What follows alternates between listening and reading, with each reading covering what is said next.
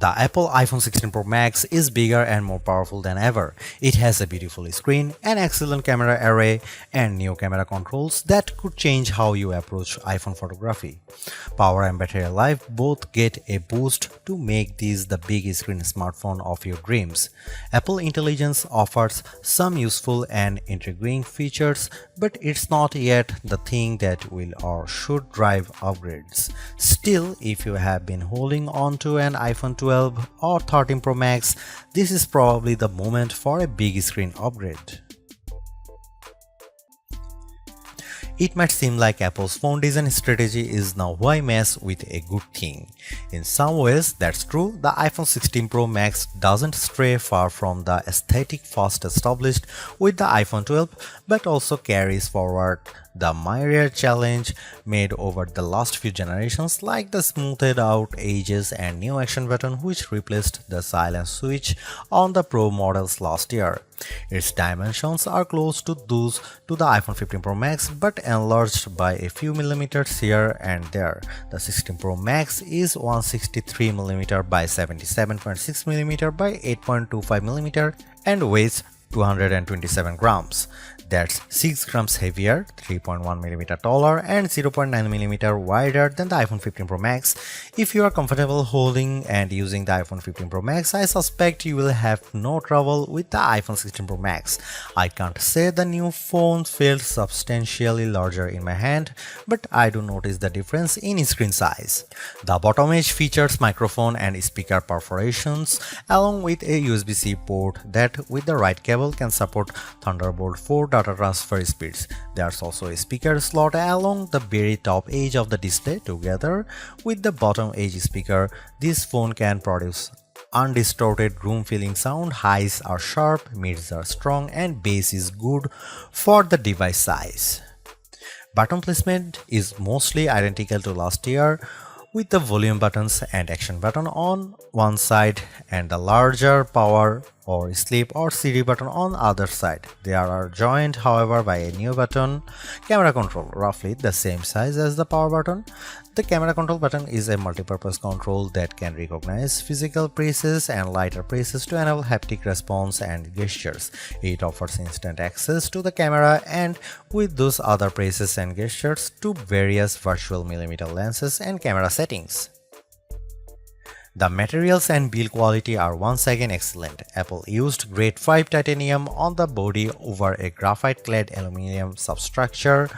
Apple has also upgraded its ceramic shield, which may make it less susceptible to cracks and scratches, although I was quite careful with my 1TB Desert titanium test unit, so I can't say for certain if this is the case. Okay, I did get it wet, purposely running the IP68 rated iPhone 16 Pro Max under a garden sprinkler. It was fun to watch the screen activating as it was touched by 1,000 tiny fingers when it was just water droplets, but the phone was otherwise unmoved and unharmed by the deluge. Sometimes I wonder how Apple might say its next screen technology. Will it add duper to it so it becomes super duper Retina XDR display? I mean, it may have boxed itself into a corner, but Apple skirted the issue this year by leaving its iPhone display technology pretty much untouched. This is a giant screen, 6.9 inches, achieved through a combination of a slightly larger chassis and pleasingly thinner bezel. There are more pixels than last year. The iPhone 16 Pro Max screen is 2868 by 1320, while the iPhone 15 Pro Max is 2796 by 1290. There's more pixels but not a higher density. This is still 460 ppi and so falls behind the Samsung Galaxy S24 Ultra's QHD Plus display, at least on the ppi front. Apple also didn't mess with the dynamic island, which remains a useful and fungible information peel in the upper portion of the screen. It houses Face ID, depth sensors, and a 12-megapixel true depth camera. The camera takes excellent selfies and is my go-to for biometric unlocking. While the display's core specs haven't changed, they are worth noting. It's a wide color gamut screen that supports HDR True Tone always on display, means you can see a less saturated version of your lock screen without unlocking the phone, 2000 nits of peak brightness outdoors, and Pro Motion. Speaking of which, everything I did on the iPhone 16 Pro Max looked fantastic. I don't even notice the dynamic island when it's inside one of my games, and streaming videos via the likes of Netflix tends to crop out the cutout. I know everyone wants to talk about Apple Intelligence, but it's the changes to the core iOS 18 platform that will have the biggest impact on your iPhone 16 Pro Max day-to-day use. Photos, for instance, has gotten a huge overhaul, and one that I'm not entirely sure makes it better.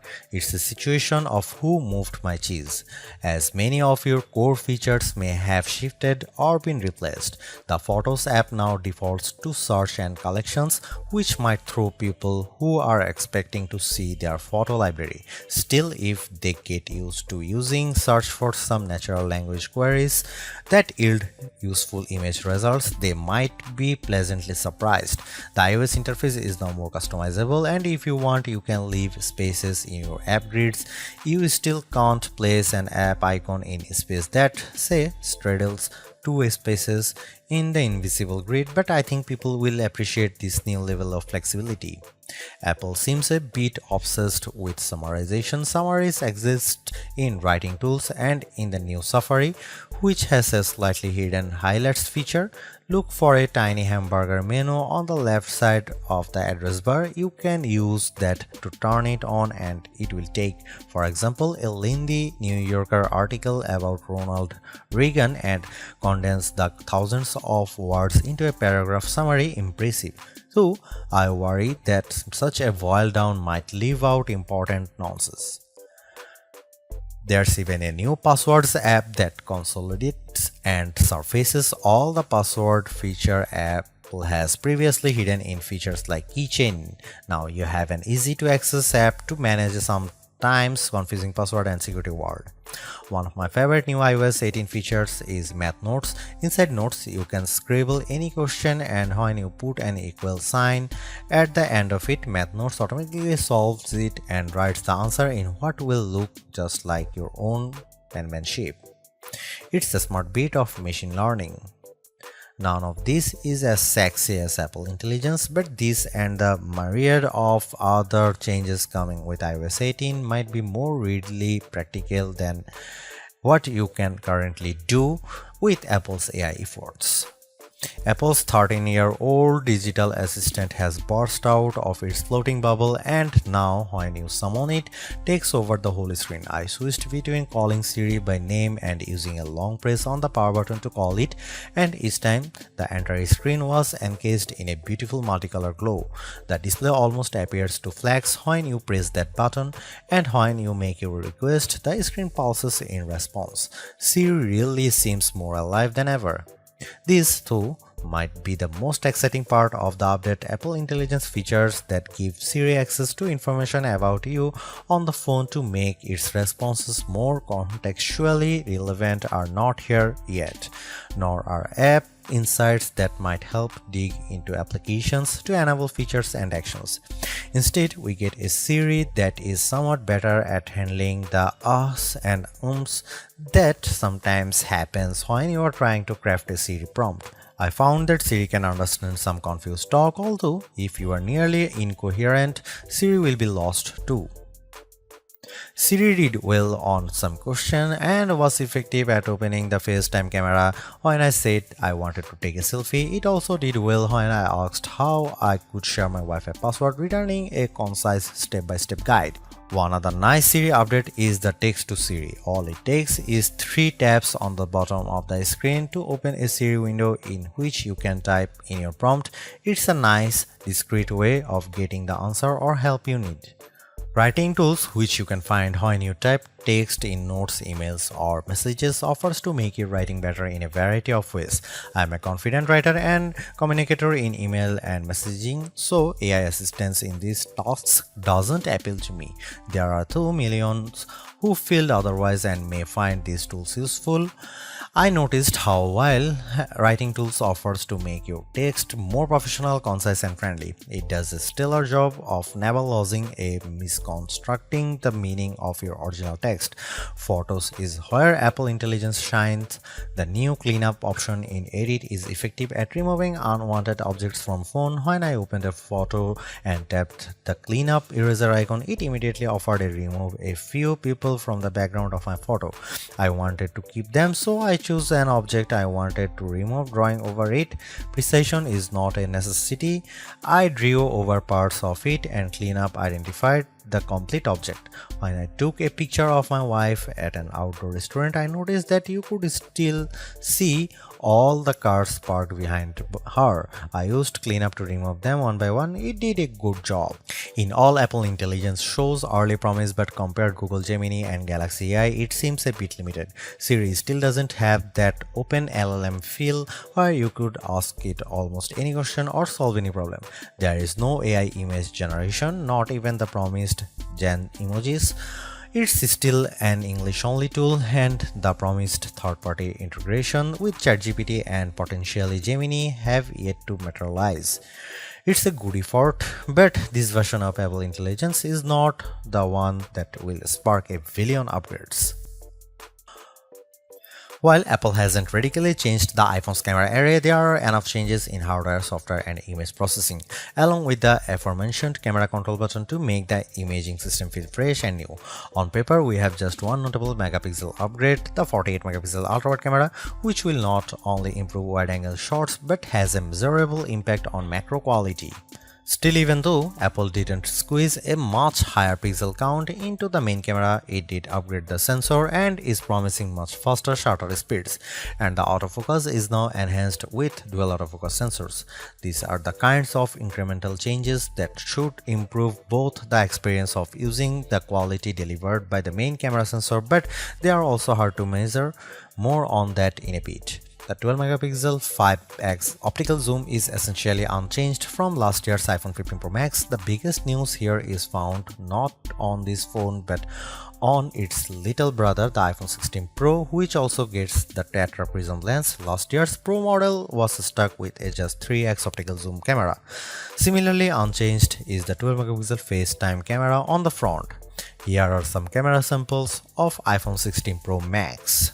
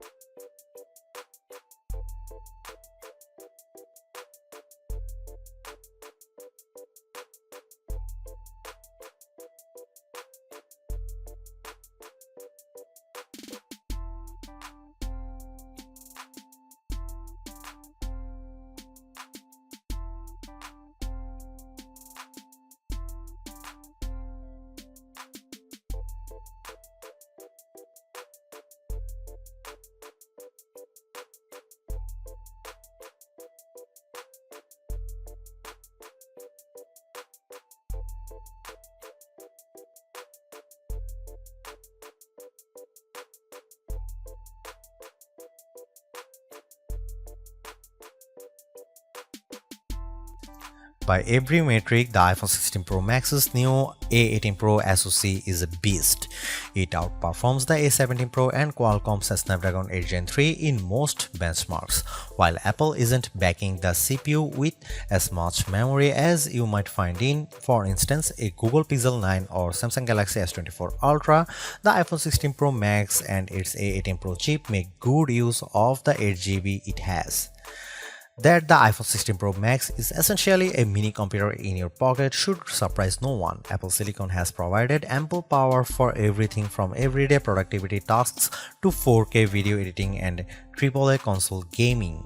The A18 Pro is no different, but In this case, we have an even larger canvas on which to enjoy its benefits.